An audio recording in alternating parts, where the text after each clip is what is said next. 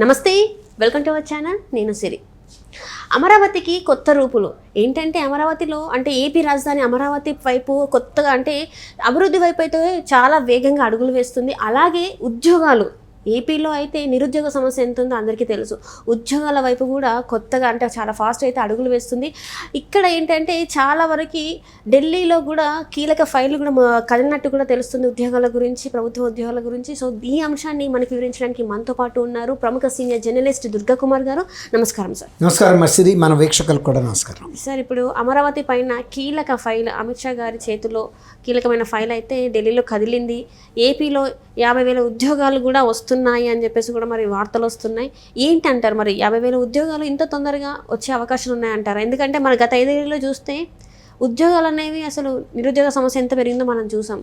మరి ఇప్పుడే అమరావతి అంటే కొత్త రూపురేఖలు దాల్చుతుంది అండ్ ఫాస్ట్గా కొంచెం అక్కడ వరకు కూడా ఫాస్ట్గా కదులుతుంది. మరి ఇదే సమయంలో మరి 50,000 ఉద్యోగాలు అంటే చిన్న విషయం కాదు. అది సాధ్యమయ్యే అవకాశం ఉందంటారా లేదంటారా? అంటే ఒకటమ్మా, ఇప్పుడు ఆంధ్రప్రదేశ్ ప్రజలు అమరావతి అభివృద్ధి చెందాలి అనేది ఒక స్థిర నిర్ణయానికి రాబట్టే అమరావతి నిర్ణయానికి అభివృద్ధికి కట్టుబడ్డ తెలుగుదేశాన్ని అధికారంలోకి తీసుకొచ్చారు.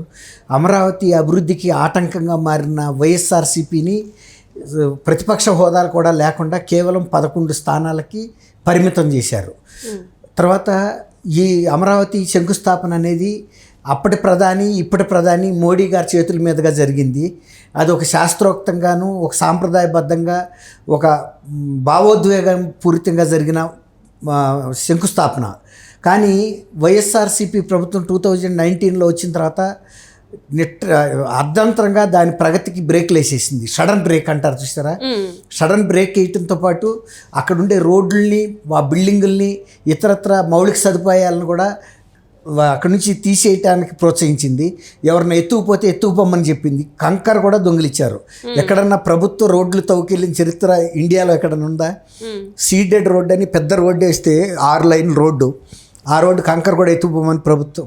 అక్కడికి ముఖ్యమంత్రి గారి ఇల్లు కూతవేటు దూరంలో ఉంటుంది.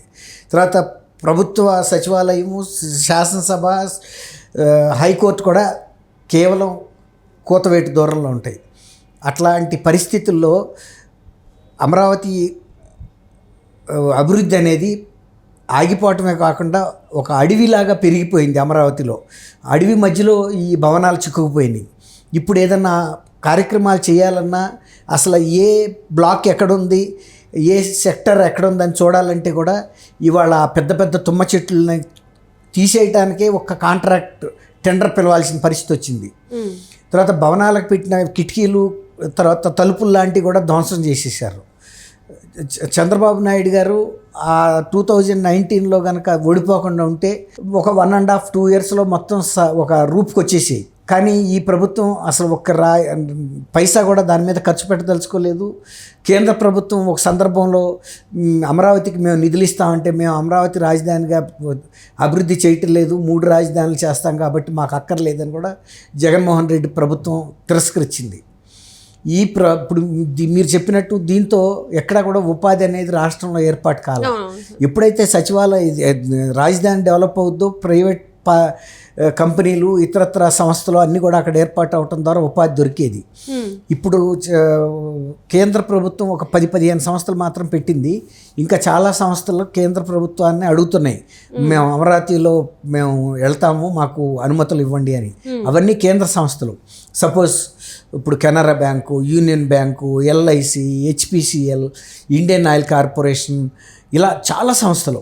అంటే వాళ్ళ జోనల్ కార్యాలయాలను పెట్టుకోవటానికో లేకపోతే రాష్ట్ర స్థాయి కార్యాలయాలు పెట్టడానికో అడుగుతున్నాయి. అంటే కనీసం ఒక 50-60 కనుక అలా వచ్చినాయి అనుకోండి, దాదాపు ఒక 50,000 ఉద్యోగాలు రావడం పెద్ద మాట ఏం కాదు. ఎందుకంటే ఇవాళ రేపు ఎంత కంప్యూటరైజేషన్ అయినా కూడా మ్యాన్ పవర్ కూడా అంత అవసరం ఉంది. కాబట్టి ఈ ఫైల్ని ఇప్పుడు అమిత్ షా దగ్గరికి వచ్చిందని చెప్తున్నారు. మొన్న అమిత్ షా గారు కానీ, మోడీ గారు కానీ, చంద్రబాబు నాయుడు గారికి ఒక హామీ ఇచ్చారంటే, ఈ కూటమిలో తెలుగుదేశం కూడా బీజేపీ ప్రభుత్వానికి మద్దతు ఇచ్చింది కదా, ఎన్డీఏ కూటమికి. మేము కూడా మా వైపు నుంచి మీకు అమరావతికి కావాల్సిన ఎటువంటి సహాయం అయినా చేస్తాము అమరావతి అభివృద్ధి బాధ్యతను మేము తీసుకుంటాము, మా వైపు నుంచి కూడా పూర్తి సహకారం ఉంటుందని చెప్పడం అనేది ఒక సంతోషకరమైన విషయం.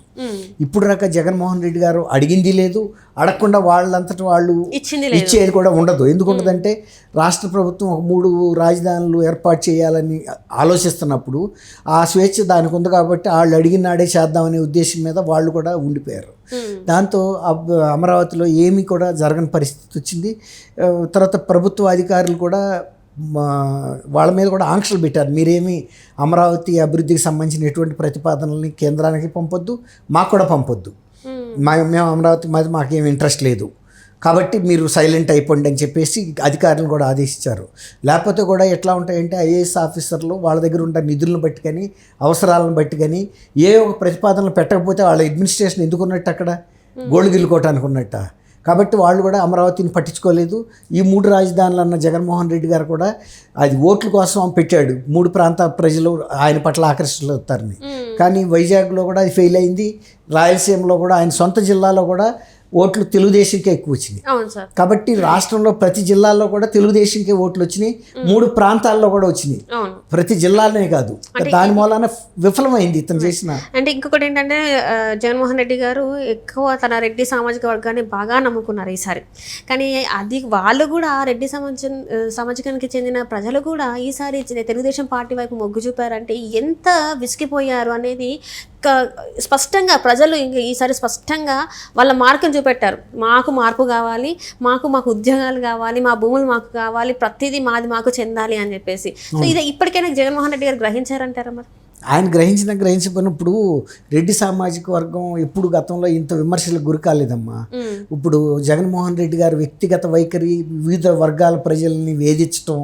ఇప్పుడు రెడ్డిస్ అనేవాళ్ళు చీఫ్ మినిస్టర్స్గా ఉన్నప్పుడు ఉదాత్తంగా వ్యవహరించారు, అన్ని సామాజిక వర్గాల్ని సంభావంతో చూశారు, వాళ్ళ సామాజిక వర్గాన్ని కూడా అంతే చూశారు. అంతేగాని ఈయనలాగా స్పెషల్గా చూస్తానని హామీ ఇచ్చి మోసం చేయలేదు. తర్వాత సొంత కుటుంబంలో బాబాయిని హత్య చేసి వేరే వాళ్ళు హత్య చేశారని అబద్ధాలు చెప్పే పరిస్థితి లేదు. తర్వాత సొంత చెల్లిని తల్లిని కూడా చీట్ చేసి ఆ ఆస్తులు కూడా దోషేసుకుని వాళ్ళకి పదవులు ఇవ్వకుండా వాళ్ళని ఈయన పదవికి ఉపయోగించుకున్నాడు తప్ప రావటానికి వాళ్ళకు ఉపయోగపడలేదు. ఈ విధంగా రెడ్డి సామాజిక వర్గం యొక్క నైతిక ధైర్యాన్ని, నైతిక విలువలను కూడా దెబ్బకొట్టాడు.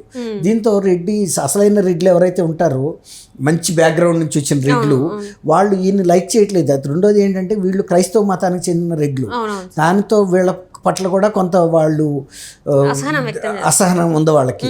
పూర్తిగా వీళ్ళు పూర్తి స్థాయి రెడ్లుగా వాళ్ళు ఎప్పుడు తీసుకోరు. తర్వాత ఇంకోటి ఏంటంటే మామూలు రెడ్లకేమో ఈయన ఎప్పుడైనా హిందూ దేవాలయాలకు వెళ్ళినప్పుడు భార్యతో సహా వెళ్ళడం. ఇతను హిందూ సాంప్రదాయాలను గౌరవించే రెడ్డి సామాజిక కుటుంబాలు కూడా చాలా ఉన్నాయి. ఈయన అటు రెడ్డి హిందూ సాంప్రదాయాలను గౌరవించడం, దాని మూలాన్ని కూడా అన్ని వర్గాలకి ప్రజలకి దూరం అయ్యాడు, సొంత సామాజిక వర్గానికి కూడా.